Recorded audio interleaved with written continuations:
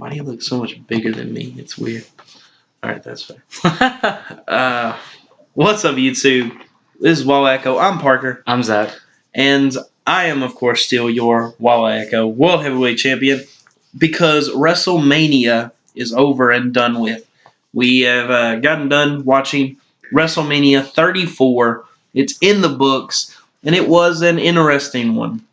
There was some very, very interesting results that were very surprising. A couple feel-good moments, and some good wrestling in there. So we're gonna. This is our aftermath. So we are going to go through each match, tell about what happened and what we thought about what happened, and where we think the matches might be going if we have any sort of ideas about that. So, Zach, you want to jump in with the first match? Yeah, definitely. So we started off with the pre-show match with, of course, the Andre the Giant Memorial Battle Royal. This was what we expected to go on first. But no real... Honestly, like, I expected more, I guess, maybe not really a lot of nostalgia feel, but, like, more people we didn't expect to see. But there were so many, like... of the current roster, and I guess that's fine. Like you want to give your current roster some exposure, but like we didn't see anyone from NXT, we didn't see any legends, we didn't see any returns except at the very end, which we'll talk about that in a minute. At least I don't think we saw any returns. R-Truth was in there, and so but he was an afterthought. R-Truth, yeah, it's R-Truth. But anyway, so not much to say about the match itself. I mean, it's a battle royal where a lot of people were in the ring at once, and it was just kind of. It was hard to tell who. Like up until it was like 12 people left, I couldn't even get into it. Like yeah, and so we did come down to Baron Corbin, Mojo Rawley, who are both previous winners of the battle royal, and Woken Matt Hardy. And so, yeah, wonderful. But he will procure. But we actually had Bray Wyatt show back up, and with his little screen graphics, and the lights went down and came back up, and Bray Wyatt was in the ring, and of course he helped Woken Matt Hardy win the match, and so. Matt Hardy was, we feel like, the right choice to win this. It would have been interesting to go with a two-time, but like I just don't feel it with either of those two. And really, no one else would benefit from it more than Matt Hardy, and I think he needs it because he could be better, and this kind of helps him propel him. But again, not much to say about the match itself. The right person won. Where it goes from here, though, apparently Matt and Bray are going to team up. I don't know what they're going to call themselves, if they're going to be called the Woken Hardys, the Woken Wyatts, or just something. I don't know. Dudes. And then the question comes in where would Jeff Hardy play a part in this when he does return? And if there's they could put him on separate brands. And then they could have him be Jeff separate. definitely has a lot of possibilities as a single career still. Right, and that has been a talk for a long time, is separating the two, having Matt Hardy become Broken/Woken, and having Jeff Hardy just be him and have his singles run. So they may still do that, but they may then they also, it's obviously possible that they may have him involved with this. It'd be nice to have a new stable come up. Maybe Sanity comes up tonight, and we have them joined with and they're all just the spooky dudes, big spooky dudes. Yeah. So after that match, we went on to the finals of the Cruiserweight Championship tournament. The vacant Cruiserweight Championship was up for grabs between Cedric Alexander and Mustafa Ali. This was a good match. There was some obviously really cool spots in there. The story from, like, we don't watch 205 Live. I catch like some little things every now and then, but from what I could gather of what the story was, it was two faces, two guys that really respect the heck out of each other, and they wanted to tear the house down. They wanted to be people would they wanted to be talked about at the end of WrestleMania as one of the best matches on the card. And they might have done that. I don't know. It's kind of hard. Like it's hard to decide what I feel like were the better matches. I mean, to be fair, Honestly. this was like the first 30 minutes of a 7-hour WrestleMania. Yeah, that's so true. It is kind of hard to look back and say, but Right. Like you said, it was an entertaining match. It was entertaining. I'm glad that the crowd was more into it than they've gotten. Obviously, And 205 Live's gotten more popular now. That Triple H has gotten involved and is in a controlling the storylines and stuff like that. So I think it was really good. I thought the Mustafa Ali had some really good high flying stuff. His like Spanish fly off the top rope, really impressive. Cedric Alexander was really good, and Cedric Alexander was the one that ended up winning. I felt like it was the right decision. I like Mustafa Ali. I feel like that Cedric has definitely been in the forefront of the cruiserweight division since it came about, and yeah, I think when you need to kind of rebuild, they're still kind of in the rebuilding phase of a post Neville and now post Enzo Amore cruiserweight division. You need to kind of rebuild it and figure out who are the top guys. Who are the guys that you're going to follow. And I think Cedric's really good as like the kind of top face to go with that. And I think he's got what it takes. I think he's still, little green on his personality and stuff and promos, but I think with some work, I think it'll be good. And I'm looking forward to seeing who might challenge for the title next. I think it might be Buddy Murphy is who I would give a shout to. I think he's been very impressive since coming to 205 Live. Of course, he was a former NXT Tag Team Champion, but now he's in 205 Live, and he's I don't know if he was heel. I think he was heel in NXT, but he's heel now in 205 Live, and I think the two of them would put on really good matches. So that's kind of where I would predict it might continue on from here. But it's kind of hard to say because there's also been rumors of the cruiserweights getting their own tag team titles that I've heard. So that could change up where people kind of end up, and so you never know. Well, I think Cedric as a champion is a good choice. Yeah, I think it was. It was well done. The last match of the pre-show was, of course, the Fabulous new Fabulous New Law Battle Royal. First ever historic women's battle royal, which was historically historic. Was it though? Yeah. But anyway, it's second time ever women's battle royal.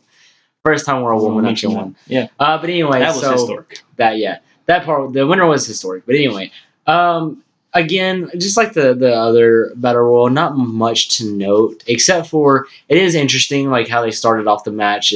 They like everyone except for one person would gather around one person. First it was Carmella, so everyone else besides Carmella ganged up on Carmella to just toss her out the ring, and then after that it was they did it a few more times, and then they just all went after each other. And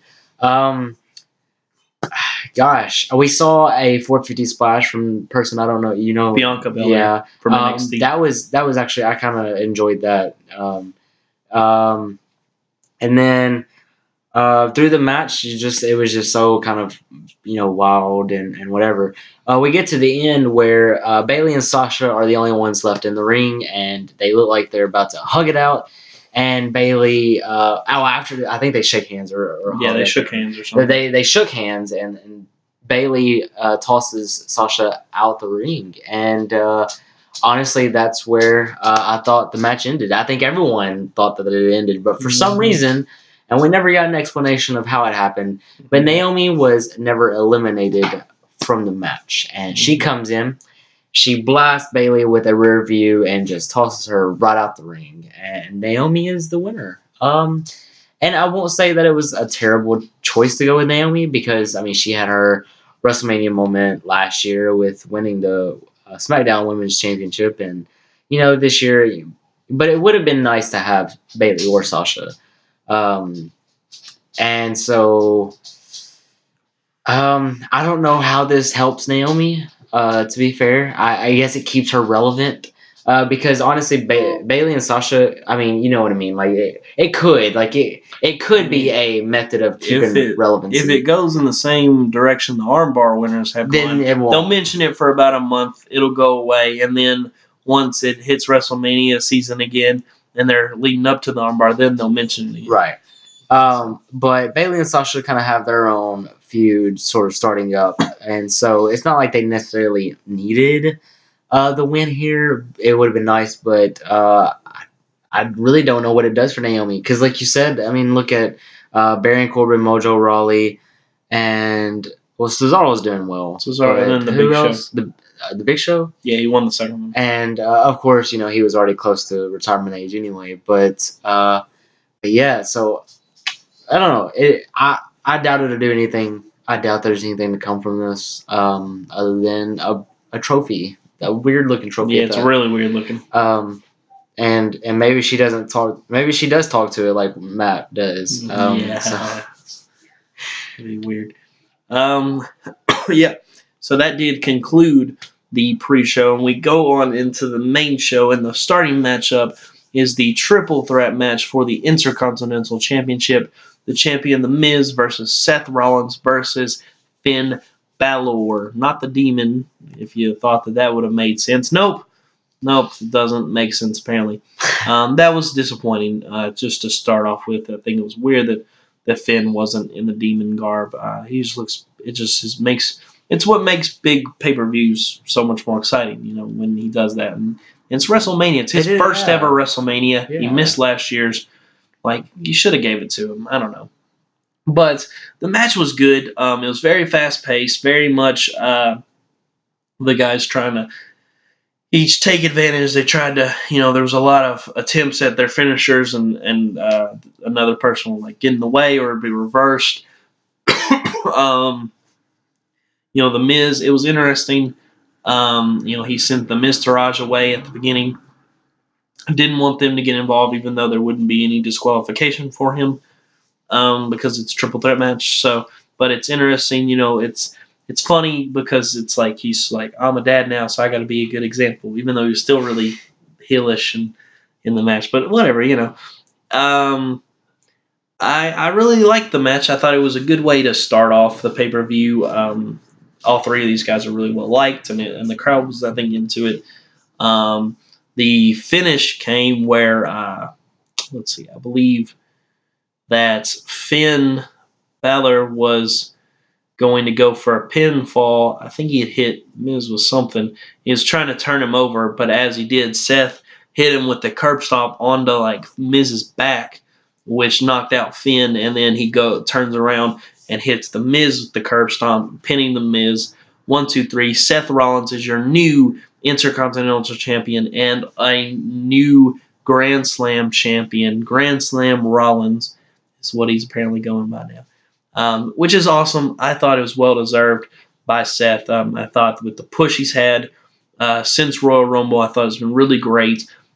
I thought this was a good way to kind of culminate in that, and I thought it was super deserving, him being the last of the Shield brothers to get the Grand Slam championship. I thought it was kind of surprising because Seth always, like, you know, Roman was obviously Vince's guy and the one that Vince wants to be the star, but Seth was always the actual star because no one liked Roman, so they kind of went with Seth out of kind of necessity, and he rose to the occasion. So it's surprising to me that he was the last one to get this, but I think it's super well deserving. You know, I just don't think that with what they've done with Finn, I don't think it would have made sense to have given it to him. And then Miz, obviously, we weren't totally sure, but I assumed that because of the birth of his daughter that he would want to take a little time off to help Maurice and all that jazz. But I thought a really solid match. I thought a really solid way to start off the pay-per-view. Where I feel like it might go, I'm not totally sure. You know, there's obviously, you know, Finn Balor could obviously stake his claim to continue with the feud, but I don't know, like, unless if they turn Finn and the Balor Club heel, that would be the only reason why I would want them to stay feuding because they've had just so many matches already. That I think it's gotten a little bit uh, overdone, and so like I would like to see a new challenger for Seth.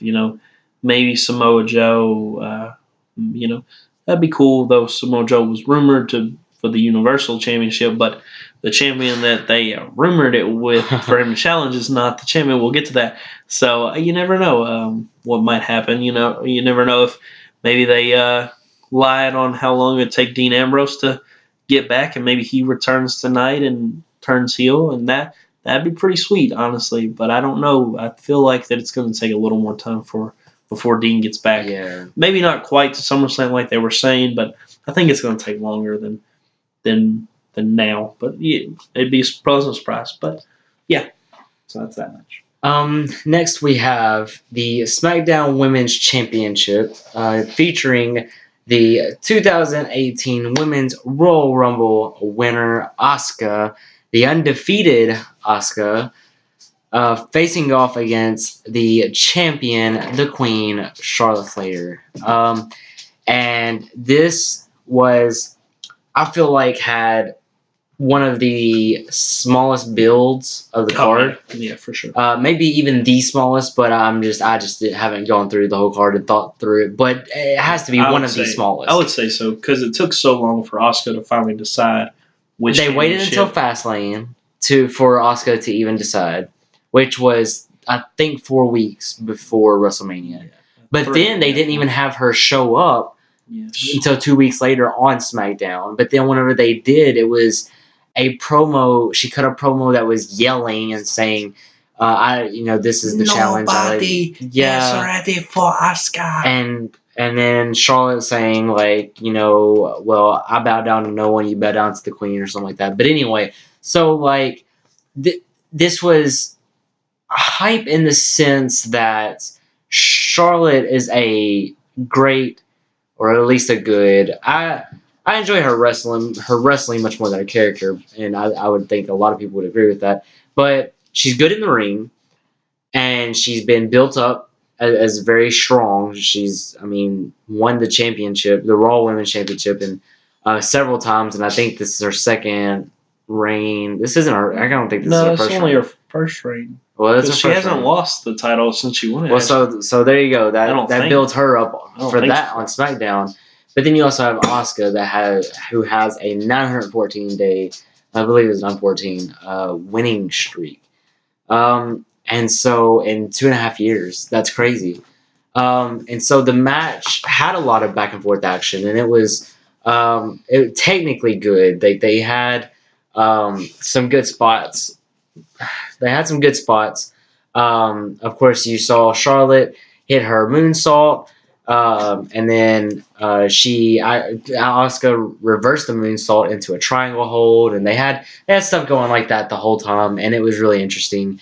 And the finish came when, weirdly enough, I thought this was really weird. Typically, Charlotte takes like 2 or 3 times to hit the figure 8. Like sometimes she might get into the figure 4 and not get the figure 8 yet. But most of the time she'll take her time getting into the figure 8. But this time she slapped on the figure 4, went straight into the figure 8, and Asuka tapped. What? So, gosh, and Charlotte Flair's the champion, still the champion, and I'm not too disappointed in that. Like, I'd honestly been wondering what it would be like to have Asuka as the champion. Like, she just can't cut a promo worth anything, and let's be honest, she's not the greatest in the ring. I'm not the biggest fan, but I guess she's more enjoyable than most of them. But still, yet the match itself was really good. But of course, Charlotte does seem to bring out the best in others. But since she defeated Asuka, I don't know how this helps Asuka. I guess winning by submission or losing by submission is not supposed to help anyone at all. But that's another thing. Like, they didn't go for pinfall. They didn't go for outside interference. They could have went with Carmella cashing in being entered into the match itself and then taking the pinfall, or her covering Charlotte. They could have went a lot of ways, but they chose for Asuka to tap out to end her winning streak. So they're building Charlotte up for something big. I heard this morning that it might be Charlotte versus Ronda Rousey next year. And that would make sense in the fact that how they've been building Charlotte up so much and how they look like they're going to build Ronda Rousey up. We'll get to that later. So I wouldn't be disappointed if that's what it leads up to, because I do believe that'll be a good match. And which is the way it seems all now. But that's also a year from now. And so that's what happens to Charlotte in short term. I don't know. What happens to Asuka? I don't know. Does she go to SmackDown? Does she go to Raw? She's still a Raw superstar. She didn't win the SmackDown title. So I don't know. Like, this is one of those matches that you just have more questions than answers. I mean, that's just my opinion on it. And it was a good match, but the ending was just weird to me. Yeah. The next match, we have only one question, and that is why. Why? It's the Fatal 4-Way match for the United States Championship. The champion going in, Randy Orton versus Bobby Roode versus Jinder Mahal versus Rusev Day. Rusev Day. This match was probably my least favorite, excluding the Battle Royals. I would say my least favorite match of the entire card, excluding the Battle Royals, because those are always going to automatically be my least favorites. Yeah. Yeah, it was just really disappointing. I don't know why they went with. I mean, I can understand why they went with Jinder. It's better than him. It. Yeah, better than him being WWE champion, obviously. But it's disappointing when you've got this thing right here. It's like you've got this priceless giant diamond, and you're like, no, I'm just gonna throw this blanket over it and forget it's there. Like, that's what they're doing with Rusev. Rusev is so over without honestly really trying. Like, he did it without even trying. I know, yeah. Like, it was supposed to be, I believe that it started when they were, like, feuding with the New Day. And it was like, I remember that backstage segment. This is not New Day, this is Rusev. Like, exactly. It was supposed to be heel, and, like, but it got over, and he's super over. And it was time to pull the trigger, you know. If not having him, like, if you wanted Jinder to be champion right now, that's fine. But you should have given Rusev the chance to turn face during this, like that. And that's what the most disappointing part of it is. And maybe they're going to go, my prediction is probably because of what I've seen on Twitter since the match, Jinder put on Twitter that his first act as U.S. champion, he's canceling Rusev Day. So it's very much possible they might be going with that feud going out of WrestleMania. And if they are, that's fine. That's perfectly fine, obviously. But they need to make it obvious that Rusev is the face. We are to root for Rusev. We're already going to root for Rusev. Right. Like, make it obvious, you know. Like, do it. Like, pull the trigger on him. He is so good. It's amazing. And honestly, there was nothing really in this match that was particularly interesting. You know, Randy Orton hit a few RKOs, but it was a Randy Orton match, so obviously. And then Rusev got going, and the crowd was getting super into it, and then Jinder Mahal comes in with his crowd, just like the move that just makes the crowd silent, the Colossus, and it was over, and Jinder Mahal pinned Rusev, and that was the worst decision. Like, you could have had him pin Randy, you know. Yeah. And that would have protected Rusev, but nope, you did that. Or could have had him pin Bobby Roode, and no one would have cared. Well, no one would have cared, but I mean, if Randy is, the veteran and the guy that you don't have to build up at all. True. Yeah. So, I would have had him eat the pin. But that's not what happened, and so very disappointed in this match. Very not happy.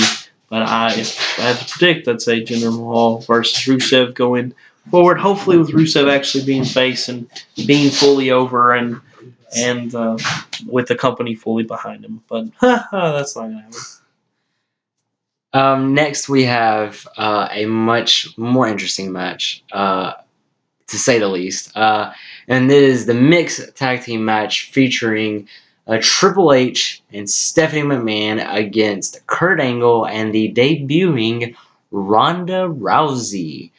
And the match started out with honestly some sort of just like arguing and like cheap shots and like and then so they finally separated and it was like, okay, this is Kurt, Triple H, whatever.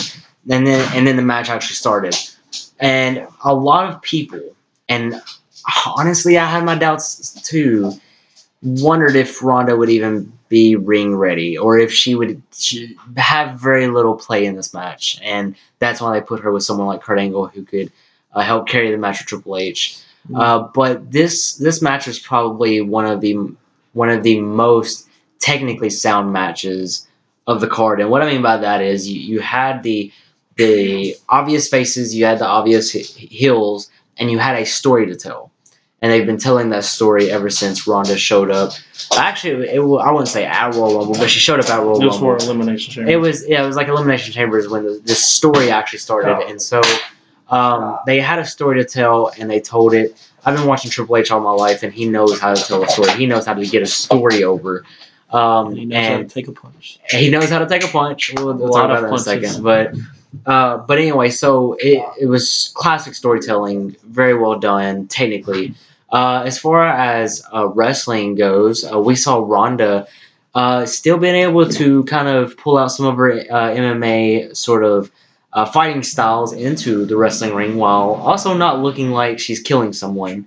And my problem is, though, she had this MMA sort of attitude or moveset against Stephanie, and Stephanie had way too much offense and way too much defense against Ronda. But then there was this great part where eventually Ronda clears the ring of Stephanie, and then and Triple H clears the ring of Angle. And so it's just Triple H and Ronda Rousey in the ring. And of course the referee's like, no, you can't do this. You don't do this. And so Triple H kind of backs him in the corner and just pats him on the face and whatever. And Rousey just goes to town on Triple H. I mean, she just starts punching, and Triple H kind of looks like a wussy. He's like trying to block his face and everything, and it was just great. Like that was like a feel good moment / like comedy. Like it was great. Again, still told the story. We almost saw one false finish where Triple H was in the ankle lock by Kurt Angle, and Ronda Rousey had the armbar locked into Stephanie. We thought that's how the match would end. But the match ended just a few moments later when, brilliantly done, Ronda had Stephanie's arm sort of not really locked in yet, but she kind of flipped it over. And I can't remember her exact words, but it was something along the lines of Steph was like, "I'm sorry," and Ronda was like, "It's too late." Yeah, and so that just kind of sealed the story right there, and she just quote unquote snapped Stephanie's arm, and immediately Stephanie tapped out, giving her the first victory in WWE and at Wrestlemania. And a feel good moment for Kurt Angle as well. He had pretty good showing in this match. So it's not really hard to tell. It's not that hard to tell where this goes because Triple H and Stephanie, I feel like, are going to go off TV for a while again. Hopefully, we'll probably see them tonight at Raw. Maybe Triple H, but I don't think we'll see much of them, especially if they do go with Stephanie's arm being actually like quote unquote snapped.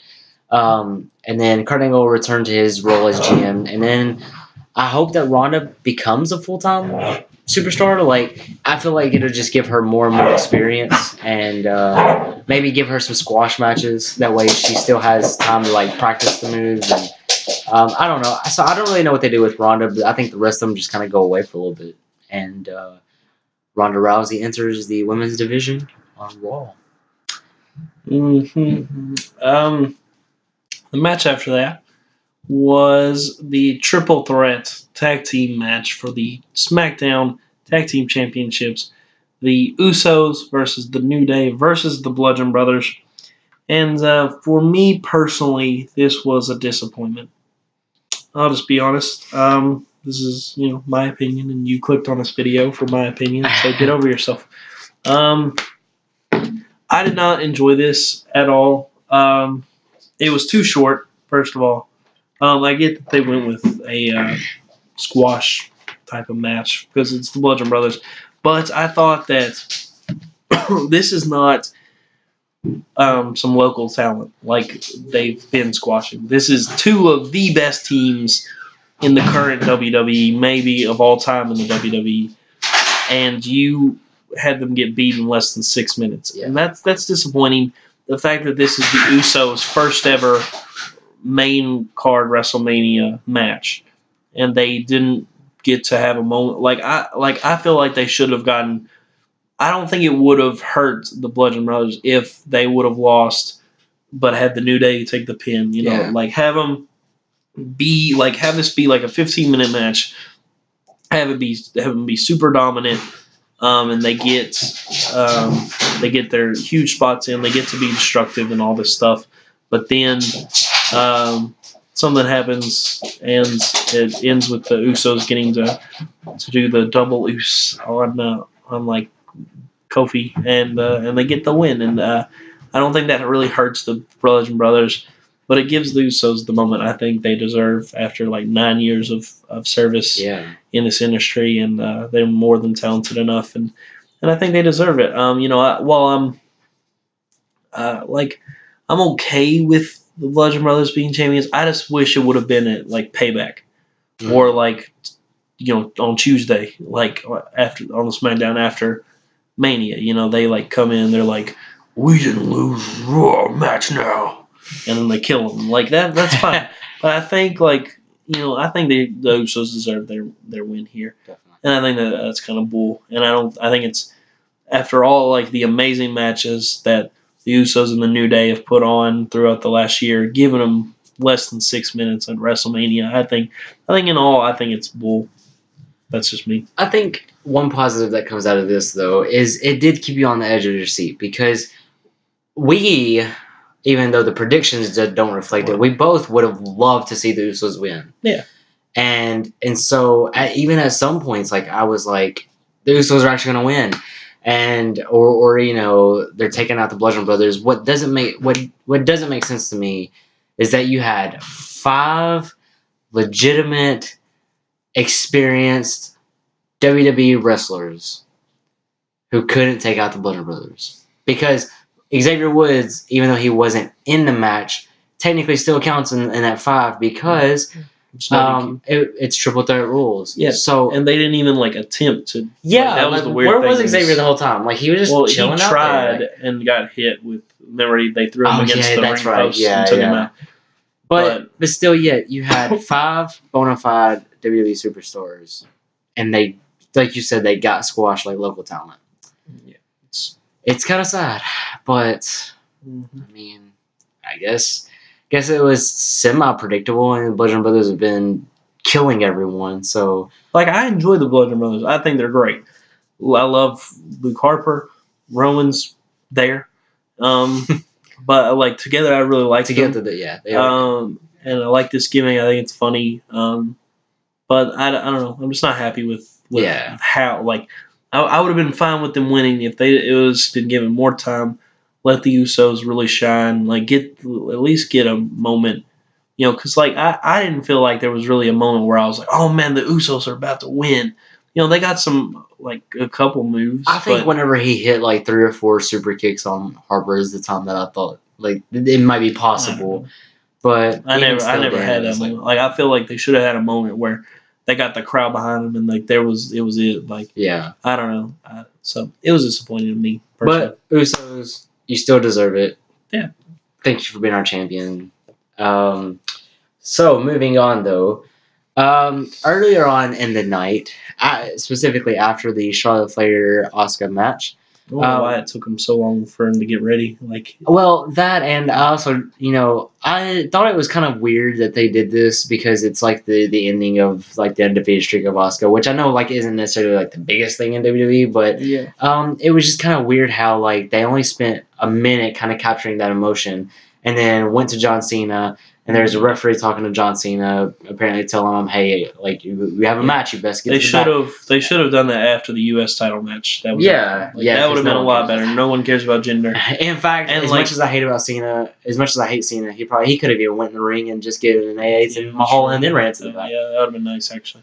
Because there's no way he needed like 30 minutes, like to change into jorts and his stupid t-shirts. But anyway, so he bolted to the back, and then he comes back to the ring after that tag match, and so we presumed that Undertaker is gonna show up and answer, and the lights go out, and we're waiting for the gong to hit, and Elias comes out, and I loved it, and you actually predicted his it wasn't his first line, but it was one of his first few lines.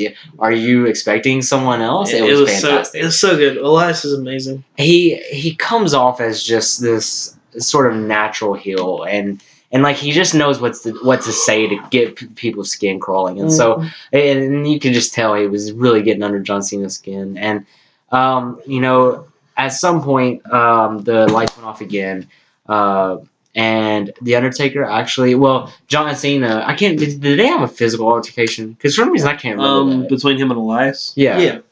And so John went like he was going back to the crowd, and then Elias was like, "Oh yeah, that's right." He like insulted both him and the crowd. Yeah, like comparing them and saying they both suck, and then went in there. He did his like 5 moves of doom or something. Yeah, and so John Cena goes back up the ramp, and about halfway the lights go out again, and Undertaker actually appears. Yep. This was exciting to see Undertaker again.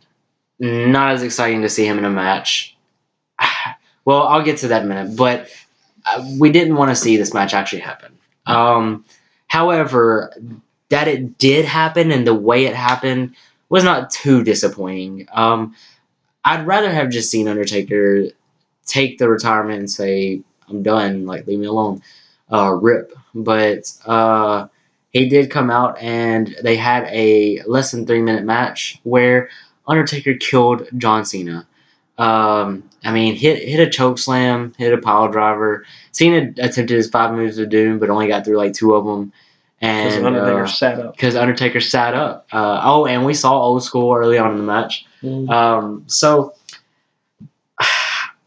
I think Cena deserved it, and so I think booking this was like, it was good in the sense that like Cena was being the obvious heel, and Cena was saying all this crap about Undertaker, and Taker doesn't come out and have a match with him. Taker comes out and kicks his butt. And so I liked that, but it'd be interesting to see where they take this. Like, I don't know if that would mean that this is what Undertaker's going to do every year. Maybe not like, you know what I mean? Not the exact scenario, but maybe like, I just... Undertaker, please stay retired, man. Like, you looked like you were in decent health. Stay in decent health. The more you wrestle, the lower it's gonna go. Like he was in he was in good shape, right? But you could tell that he was hurting. If the match went 10 minutes, he would have been back. Like this was less than 3 minutes. This match went. He was out of breath. Like he was struggling to do his moves. Like it was a struggle to get up for the Old School. The chokes, like I could tell, Undertaker, like through all the years and all the punishment he's put himself through for our entertainment. Like, think about that. Like when you, I get, I'm the biggest Undertaker fan, and I would love if he was an actual dead man and could continue on forever and not but the realisticness, the realism is that. He's not. He's an old man. He's in his 50s now. Like, let him be. He's done enough for you. Yeah. He's done enough for me. John Cena's bull crap that he said, I wish I could have punched him in the face for the crap he said, saying that Undertaker was selfish. No, bull crap. Undertaker is one of the most selfless people in this business that's ever been. And it's bull crap that they even allowed him to say that. about him and Yeah. on TV. And so I just want Undertaker to enjoy his life. You know, he's got a young child now. Let him enjoy the life that he should have had like 20 years ago. Right. Like, let him enjoy it. Let him be able to go through life with just minimal pain. Like let him just be. Like, give it a rest. Yeah. Learn to build up new talent. You won't have to worry. You won't have to force him out of retirement every year, WWE, if you actually knew how to build people. Yep. So I don't know what this does for Cena. I don't know what it does to Taker, other than like, hey, like that was a feel good moment. He shut Cena up, and then just kind of rode off back into the sunset. So I doubt we'll see Undertaker again until next year, if we see him again next year. But Cena, I don't really care, to be honest. He could be off TV for a while, and I wouldn't care. He will be. He will be. I know he is. He's got like 3 movies coming up. But anyway, that's all that jazz. Next up, we had a tag match between Kevin Owens and Sami Zayn versus Daniel Bryan and Shane McMahon. If Kevin Owens and Sami Zayn lost, they would remain fired from SmackDown Live, but if they won, they would be rehired to SmackDown Live. It started out annoying with them beating up Daniel Bryan before the match, and then Daniel spends like probably near 10 minutes with these fake paramedics trying to pretend like they were putting him on a stretcher. It was so stupid. And the stretcher sat beside him for the whole time. It was so dumb. And so we had Shane McMahon basically in a handicap match, holding his own against 2 full-time professional wrestlers who've been doing this for decades. But Shane McMahon is the greatest wrestler of all time, so I guess it's to be expected. It's really dumb that. But then at one point, suddenly out of nowhere, Daniel Bryan comes in and he gets the tag. He goes in, he beats the mess out of them both, and it ends up where he makes Sami Zayn tap in his yes lock, and it was great. That part was great. Everything before Daniel Bryan came back in the match was crap because Shane McMahon, he's actually has a legitimate illness right now, and the fact that he was doing that and still able to hold it, he forced 2 professional wrestlers to be able to let him hold his own against this dumb. I hope Shane McMahon's gone for now. If I never saw another Shane McMahon match, I'd be happy. It'd be too soon if there was another one. Really dumb. This want many more Daniel Bryan matches. No more Shane McMahon matches. Thank you very much. And that's all I got to say about it. We'll see Owens and Zayn on Raw probably tonight. Yep. Probably. Because that's how WWE works. Mm-hmm. This next match will also be a short one, not much to talk about. It is the WWE Raw Women's Championship match featuring Nia Jax taking on the champion Alexa Bliss. And while no one wanted it, this is what it is. The entire feud consisted of Alexa Bliss making fun of Nia Jax for being big. And so obviously, because we are a Be a Star company, we have to have Nia Jax get her revenge, or whatever you want to call it, against Alexa Bliss at WrestleMania. So this is a very predictable match. Although I would not have minded seeing Alexa pull off some cheap way of keeping her title, like getting Nia disqualified, or getting her counted out, or getting herself disqualified. But it was pretty predictable that Nia Jax would dethrone the goddess Alexa Bliss, and that is exactly what happened. She hit the Samoan drop off of the second turnbuckle because you have to do those sort of big moves, and so pinned her for the victory. Yeah, I will say if they would have had Alexa win, it would have been really terrible. Honestly. Yeah, they should not have went this direction for their feud. Because it's terrible. It really is. It's really disgusting that they did that. like body shaming Nia Jax. Like there's Yeah. nothing wrong with Nia Jax at all. And I thought it was bull. And so if this would have happened any different way, it would have been total crap. But match was nothing to write home about at all. I will say the one positive thing about this match is that it also showed the both of us, because I think we talked about it in our reactions, is that it did show us that Nia Jax is getting better. Still, like you said, not a marquee match, not a great match, maybe not even a good match. But it was a match. They had the technicality of a match. It had some action back and forth both ways. And I forgot to mention this, but before the match even started, Nia Jax killed Mickie James on the outside and just like took her out completely. Yeah. And so it kind of showed that aggression from Nia Jax, but it also like I think Nia is getting better slowly, but she is, and maybe having her as champion will give her that confidence that she needs in the ring. I honestly wonder if just a lot of it is confidence, and not even like just with looks. I mean, with like wrestling ability, like.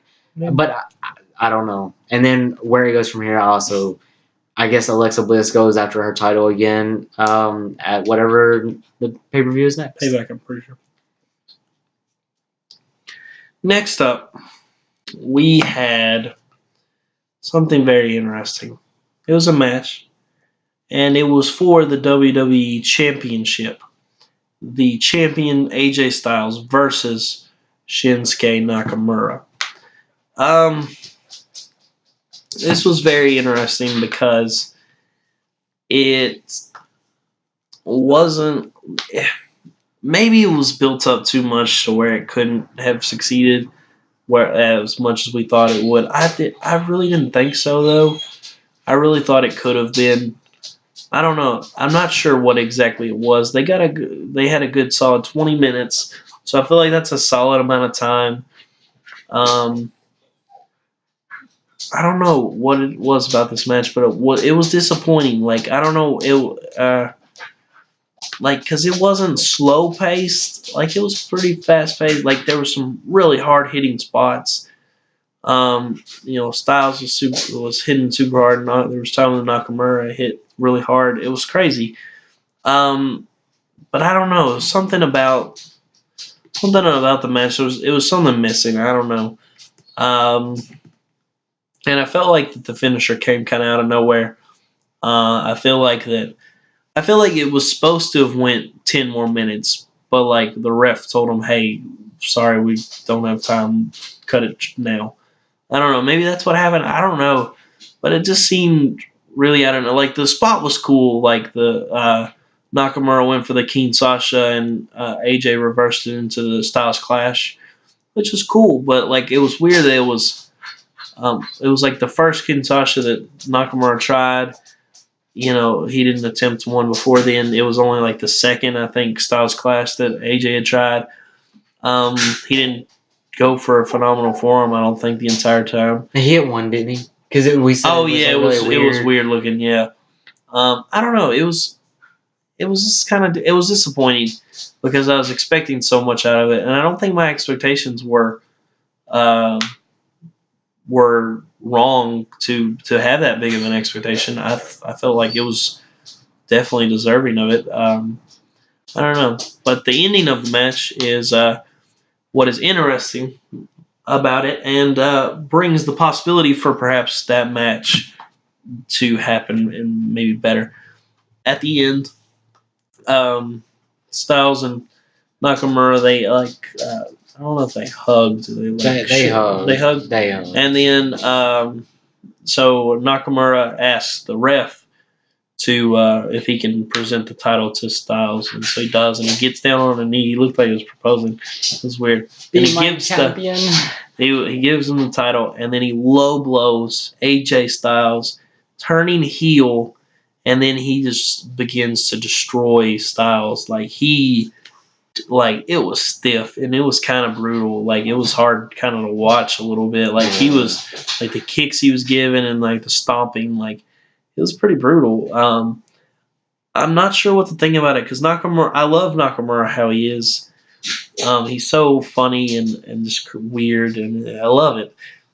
So I don't know how that'll be as a heel, but it makes me more excited for like the possible rematch because I'm sure there's going to have to be a rematch, and maybe Nakamura wins that. I'm not sure, but I feel like that no matter who wins that rematch, I think it's going to be a better match because it's going to have that clear heel and face dynamic. That maybe that's what was the problem with this match is that they were. I don't know because it's weird because it's the same kind of thing compared to like the cruiserweight championship matches where it was two faces. Yeah. But to me, the match for the cruiserweight, I don't think I'd say it was better, but it wasn't disappointing to me. Like I don't know, maybe it was because I didn't have much expectation. I don't know what it was. It was something about the match was off-putting, but I'm excited for. I'm confused about the decision to make Nakamura heel, but I'm intrigued about what's going to come from it and how how the match, whether at Payback or Money in the Bank or SummerSlam, whenever it is, how it's going to be, and I'm hoping it'll be a better match. Well, then, unfortunately, that was not the end of the night, as much as we would have loved for that to have been the end. Even with the odd decision, like, I had been fine with it without the heel turn, like, that being the end. But we do have the next match being the Raw Tag Team Championship match between the champions Sheamus and Cesaro, the Bar, challenging again, or defending against Braun Strowman and a mystery partner. And so Cesaro and Sheamus have this weird entrance thing. They come out on like this cart. It's a float. And then whenever Braun comes out, he just destroys the float. He just pushes it off the stage. That was kind of cool. But then, so he comes out and he says, my partner, I've waited until now because my partner is not in the back. He is in the crowd. And so only the things that would have happened if John Cena had stayed in the crowd. Or, he could have picked Dana White. Or, no, I'm joking. But so he went through the crowd and searched for several minutes and found a little kid named Nicholas. 10-year-old kid named Nicholas to be his tag team partner. So he drags this kid, looks terrified when he gets to the ring. Of course, I'd be terrified if I was around Braun Strowman. But I'd be excited as heck. I mean, I'd been like, carry me on your shoulder. Yeah, well, I'd feel pretty safe though if he was my tag partner. But so the match started, and I'm surprised that they were allowed to. Kayfabe was. But so Braun Strowman basically is in a handicap match against Cesaro and Sheamus, obviously.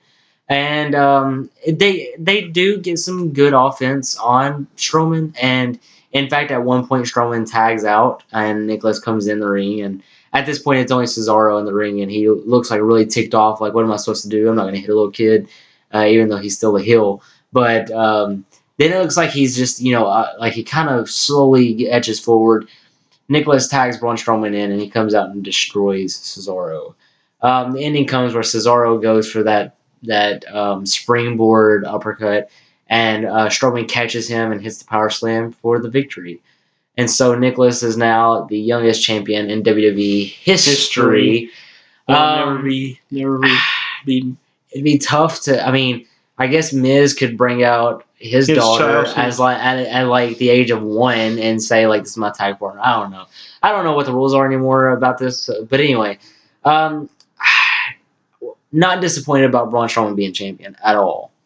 It is kind of interesting that they chose a kid, and maybe it wasn't specified if this was a Make-A-Wish. Like, he is the son of one of the referees, but that was made clear. But like, is that just it? Like, is just because he's special in that way?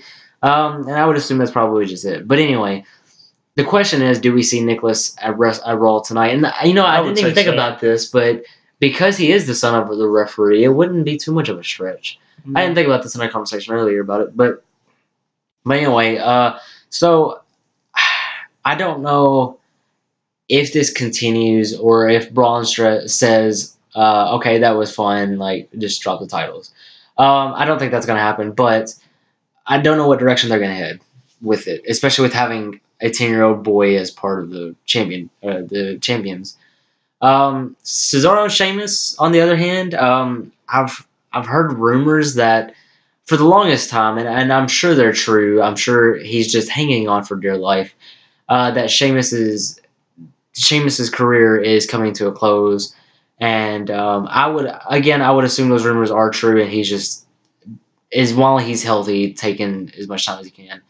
But I also have heard they're going to split up the bar, push Cesaro, and I'm assuming that's where Sheamus starts to close in on his career. And I won't be disappointed if they keep them together because, I mean, I like them.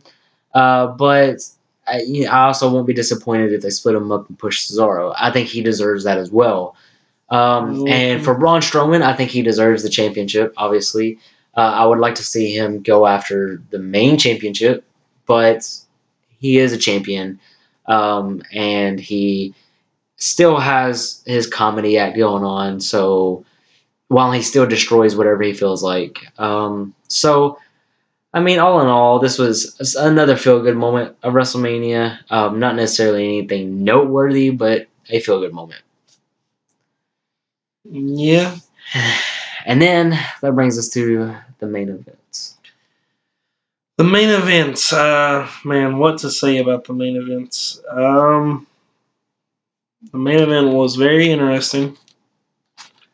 It was the match for the Universal Championship between the champion Brock Lesnar versus everyone's favorite big dog Roman Reigns.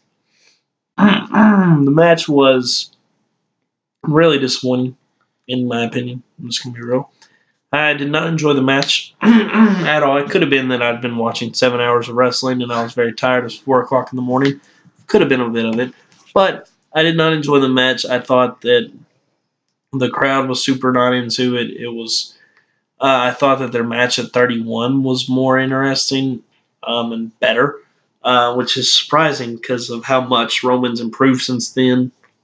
Yeah, it was weird. I didn't enjoy it. You know, Brock hit a bunch of F5s and Roman kept kicking out. It was weird. And then Brock busts Roman open, and man, it was hard to look at. Like, he did the same thing to Randy Orton a couple years ago, but Randy's wasn't, to me, as bad.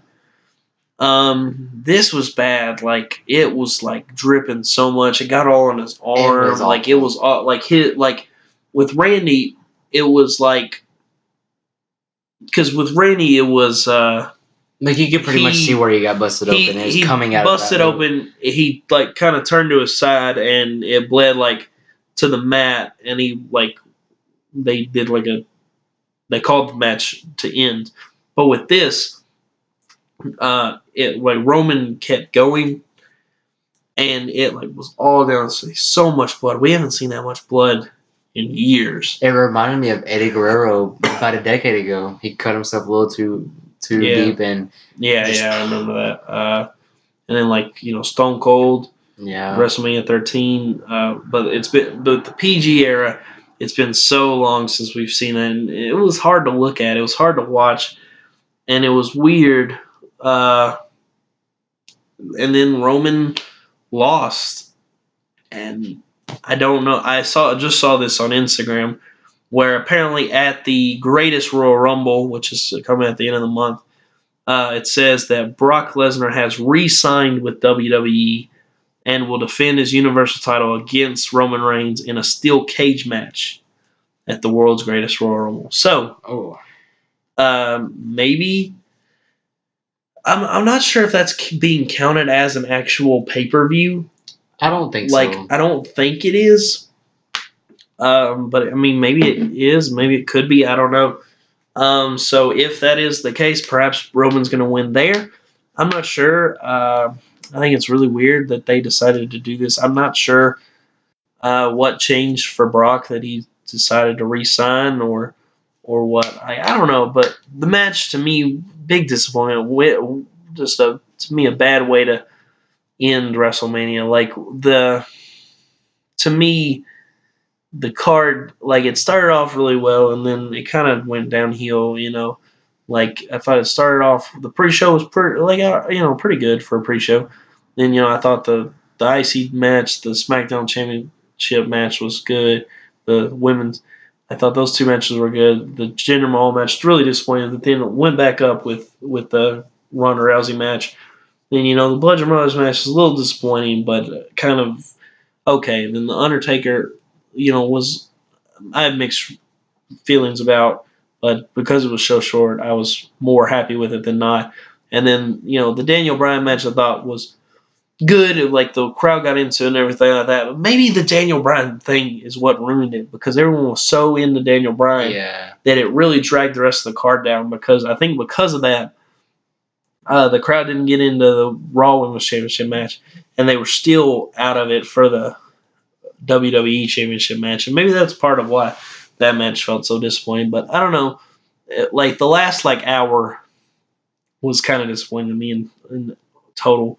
But the Universal Championship match was, I thought, would be one of the better matches on the card. But it wasn't to me. It was one of the worst. And it's disappointing because it's even though I hate the title, it's the biggest title in the company. And so the fact that it was one of the most disappointing and weirdest and most boring and disturbing matches on the card is a weird way to end Mania. So I don't know. You got anything to add to the match? I think to that match specifically, like I like how it started out, and I thought honestly, I was really hoping that it would continue as it started out because both of them were just going hard at each other. It looked like a fight, and I knew that's what it was going to be. I was hoping that's what it was going to be. But honestly, way too many Superman punches, way too many F5s. And I honestly think like after the third F5, maybe even after the second F5, I was like, this is gonna suck. Like it's just gonna be that. And Brock killed Roman. That's my problem. Like up the entire build up, I think only once has Reigns. I don't even know if even once Reigns. I think once he got the upper hand, but that didn't necessarily lay out Lesnar. And it was like there was one he got the upper hand, but then Brock came back and beat him. Yeah, and so Lesnar killed Reigns the entire build up, and then in the match itself, he killed Reigns and actually pinned him and won and kept his title. And so, and then when everyone was expecting Reigns to, it is ironic though. Everyone was wanting or expecting Reigns to win, so they booed him. Then when Lesnar won, they still booed him, and so in some ways, and then of course you could go on a list of why that is the case. Part of that is because I would have preferred to see Reigns take the victory. Right. Part of that is because no one wants Reigns as champion because we all know that it's Vince's wet dream to have Reigns as champion. But the thing is no one really likes Lesnar as champion because your biggest title is hardly ever seen. It's hardly ever defended. And when it is, it's basically copy and paste the 5 feuds before. So that's the thing is no one was happy with either outcome, but I think they were going to be more happy with Reigns because they would actually have the championship every week, and then there's a better chance for Roman to lose it and for it to be better. So I don't know, but overall, I don't know. It was a good WrestleMania. It was good. I would say it's the best Mania since 30. Maybe 31. I don't remember 31 as much, except for the main event. The main event was just really good. I think that might have been the highlight of that WrestleMania, though. For sure. But definitely in the last couple, 32 and 33, I think this was better than those two. But let us know in the comments below what you thought of this WrestleMania. If you liked our Aftermath video talking about it and what we think is going to happen. hit that like button for us. And if you don't want to miss any of our videos, we go through both Raw and SmackDown every week, and we give our opinions on the shows. And we always cover pay-per-views. We give predictions, and we have reactions and aftermaths like this. And we've got some top tens coming your way at some point. We got them recorded. We just got to get them out, and then we've got some other stuff that we've got planned to start up pretty soon. So if you don't want to miss any of our content, make sure you hit that subscribe button and hit the bell so that you will get notified every time our videos come up. But with that, this has been WrestleMania 34. I'm Parker, I'm Zach. and we will see you next time. Peace.